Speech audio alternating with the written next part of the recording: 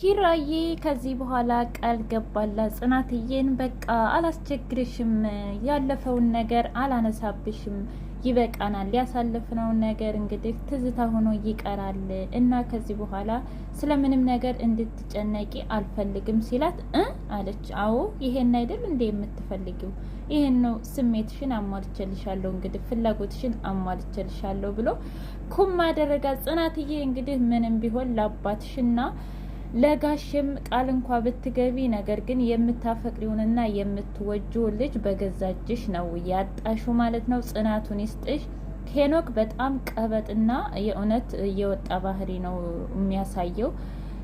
ምክንያቱም ሀሴትንም ለመበቀል እንደውም ሌላ ጋርድና ሌላ እንትን ቀጥሮ ይገኛል። ጽናትንም ደግሞ ያው አስገድዶ መሳብ በሉት አስገድዶ እየሳመ እያስቸገራት ይገኛል እና እንግዲህ ሀሴት ደግሞ ምንድን ነው እስኪ ንገረኝ፣ ባለፈው እኮ እኔ ጥሩ ሙድ ላይ ስላልነበርኩኝ ነው እንጂ የሆነች የጎዳች ሴት እንዳለች በህይወትህ አውቃለሁ። ያች ሴት ግን ማናት ሲል አይ ነበረች በቃ አለፈች ማለት ለምን እንደዛ ትላለህ?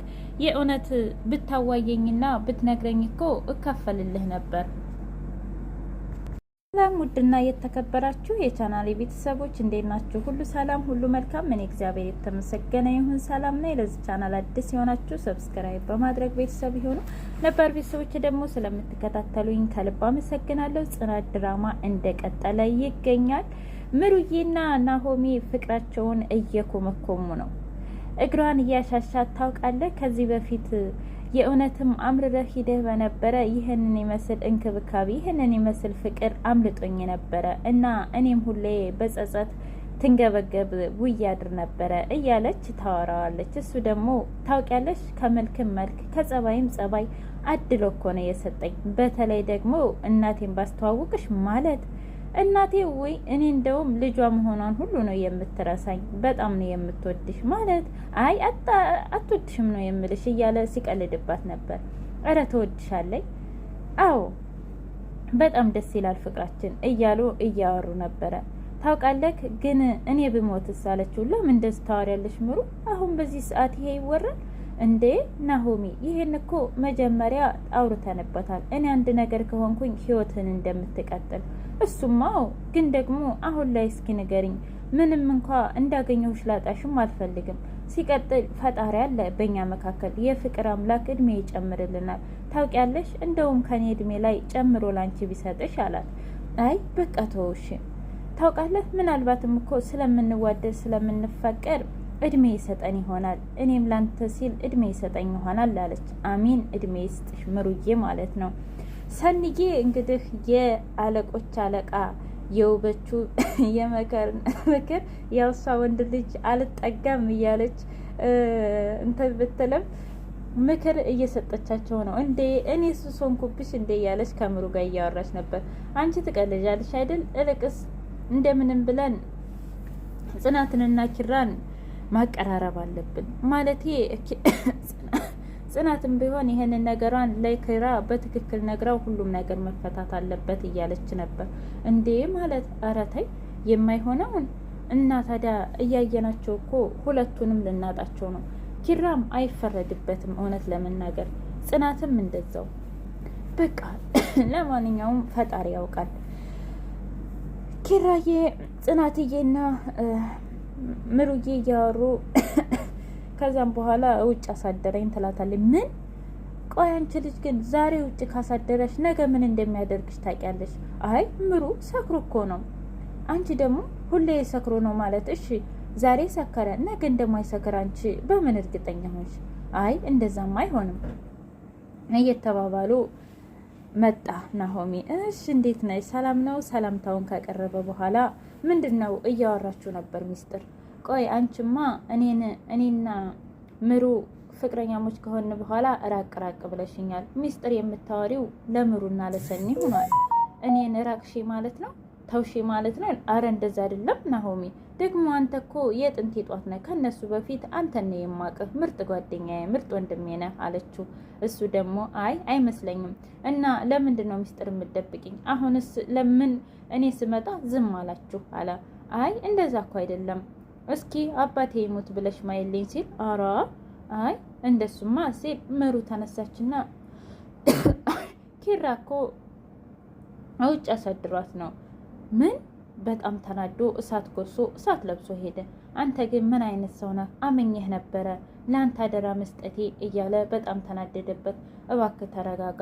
አዎ አጥፍቻለሁ፣ ነገር ግን እሷ እያታለለችንና አስመሳይ ልጅ ማለት ምን ያህል እንደምታፈቅርህ ምን ያህል እንደምትወድህ አታውቅም እንዴ እያለ እንትን ሲለው ይሄ ሄኖክና ሀሴት ምንድን ነው እያሉ ግርግር ፈጠሩ። አልፋችሁ ተቀመጡ፣ ውጡ፣ እናንተ አይመለከታችሁም፣ ይህ በእኔና በኪራ መካከል ነው ብሎ ሁሉንም አሽቀንጥሮ አስወጣቸው።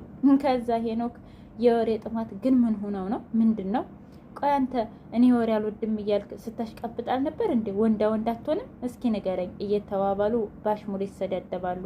ቆይ አንቺ ልጅማ እያለሱም ቆይ ግን ለምንድን ነው እኔን ሁሉም ሴቶች የማይወዱኝ እያለ ከራሱ ጋር እየተጣላ ነበር። አንተ እኮ እውነት ወንድ አይደለም ታውቃለህ፣ ሴታ ሴት ነህ እያለች በደንብ ነገረችው ማለት ነው።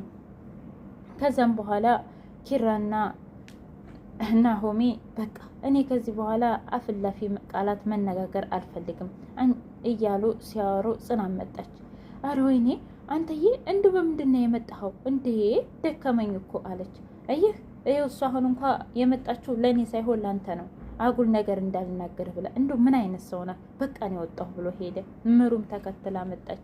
ከዛም በኋላ እንዴ እናንተ ግን በምንድን ነው የመጣችሁት? እኔ እንጃ ምሩ እንዴት እንደመጣሁት ራሱ አላውቅም እያሉ አንቺ አታስመስይ፣ እዛ ሄደሽ ነገር ከለኮሽ በኋላ አሁን እዚህ መተሽ የምማሽቃበጥ ነው እያለ ሲሰርባት እሷም ደግሞ ዝም አለችው። ከዛም በኋላ ጉችን ጉድ እያለች ሄኖክ መጣና ቆይ እኔ ምልሽ አንቺ ሴትዮ ግን ለምንድን ነው እንደዚህ የምትሆኝ? ማለት እኔ ምልህ አንተ ሰውዬ ግን አቅምህን አውቀህ አትኖርም እንዴ? ቆይ ደግሞ ምን ለማለት እየፈለግን? እኔ እኮ ላግዝሽ ነው ያልኩት፣ ግን ልብሽ ላይ ትንሽ ያበጠች ነገር አለች፣ እሷን ባፈርጥልሽ ታውቃለህ። ይሄንን እኛን ለማማለል የምትጠቀምበትን ለሌላ ነገር ብትጠቀምበት ይሻልሃል፣ ምንም አያምርብህም ብላ አዋረደችው ጽናትዬ። አንቺንማ ቆይ ብሎ ይሄ ይገባሻል ብሎ ሳማት። ከዛም በኋላ ልክ ግፍትር ስታረገው ኪራዬ መጣ። አይ ምን አለ እንደዛ ስትሰርቡ ቢመጣ ኑሮ አፍላው ላይ ምጥት ስስመው። ይሄን ሁሉ ለምሩና ለሰኔ ስትናገር እነሱ በጣም ተገረሙ። ይሄ ሰውዬማ የሆነ ነገር አለው ነው እኮ ምላችሁ አለ ጽናትዬ። ቆይ ለምንድን ነው ግን ሀሴት ይሄን ሁላ ጉድ ለኪራ የማታወራው እንዴ? ምን ብላ ታወራ? አንደኛ ነገር ይች ልጅ እንግዳ ናት፣ ሁለተኛ ነገር ከኪራም ጋር እኮ ቢሆን በልጅነታቸው ነው ገና የሚተዋወቁት እያለች ስታወራት እያወሩ ነበረ። ብቻ የሆነ ነገር አለው ታውቂያለሽ። አሁን እንግዲህ ምን እንደሚያስብ አላቅም ኪራ አለች። አንቺ ደግሞ ኪራ ምንስ አንቺ ትተሹ የለ እንዴ አለቻት። አይ ቢሆንም እያለች ስትሽኮረመም ጽናትዬ ተወዷለች፣ ታፈቅረዋለች። አባቷ ደውሎ እንግዲህ ልጄ ደህና ነሽ ወይ? እኔ እኮ በቃ አስቤ ነው ምናምን እያሉ እየደወሉለት ከዛም በኋላ አይ አባዬ ደህና ነኝ፣ ደግሞ እኮ ህልም እንደፈችው ነው፣ ህልም ሁሌ ይሰራል ማለት አይደለም እያለች ስታወራ ኪራም መጣና ኪራም ደግሞ አንጭ ስልኩን ብሎ ኪራም አወራው። አይ ኪራዬ እቺ ጠጋ እቃ ለማንሳት ናት። እውነት ለመናገር ኪራ እንግዲህ ከዚህ በኋላ ህይወትሽንም አረብሽሽም፣ ምንም አላደርግሽም፣ አልፈልግም ብሎ ሁሉንም እጁን አጣጥፎ ቁጭ ብሏል። እንዴት ለምን ስትለው ይሄን አይደለም የምትፈልጊው ብሎ አሰናበታት። እንግዲህ ጽናትዬ ከዚህ በኋላ ምን እንደምትሆኚ ፈጣሪ ይወቀው ማለት ነው። እውነቱን ብትናገሪና ሁሉንም ነገር እንትን ብትይ ይረዳሽ ነበር። አሁን ከዚህ በኋላ ሀሴት ጋር ቢፋቀሩስ? ሀሴትማ ታውቃለህ፣ እኔ እኮ እንደ ጽናት ባለሙያ መሆን እፈልጋለሁ ማለት ምግብ አሰራር። እሺ አንቺ ግን ምንም ምግብ አትችይም እንዴ? ኧረ እችላለሁ። ምንድን? ሰላጣ፣ እንቁላል ቅቅል ደግሞ ሳንዱች እሰራለሁ አለች። ከዛም በኋላ ከት ብሎ ሳቀባት። እየሳቀ ጽናት መጣችና አንዴ ትኩር ብላ ታየዋለች፣ አንዴ ደግሞ እንደ መቆጣት ትላለች። ቆይ አንቺ ይሄንን እኮ ወንድ ላጤ የሚሰራው ነው ማለት አሁን ሳክብኝ ማለት ነው እንዴ አለችው። አይ ከፈለግሽ እኔ አለማመድሻለሁ፣ ነገር ግን ይሄ ያው ወንድ ላጤ የሚሰራው ነው ብዬ ነው እያለ እነሱ አሁን ሀሴትና ኪራ እየተግባቡ ይገኛሉ። ሄኖክ ደግሞ ቆይ ምንድን ነው ግን ሁሉም ሰዎች እነ ሰራተኛይቱም ኪራን፣ እችም ደግሞ ጥጋበኛ ኪራን። ቆይ እኔ ባልሰራላቸው እኔ ሄኖክ አይደለሁም እያለ ነው። እውነት ይሄ ሄኖክ ግን እንግዲያ ተባለ እንጂ ተልኮ የመጣ ይመስላል ማለት ነው። በጣም አረመኔና ጨካኝ ነው ሄኖክ። በቀጣይ ምን እንደሚያደርግ ኮሜንት ላይ ጻፉ።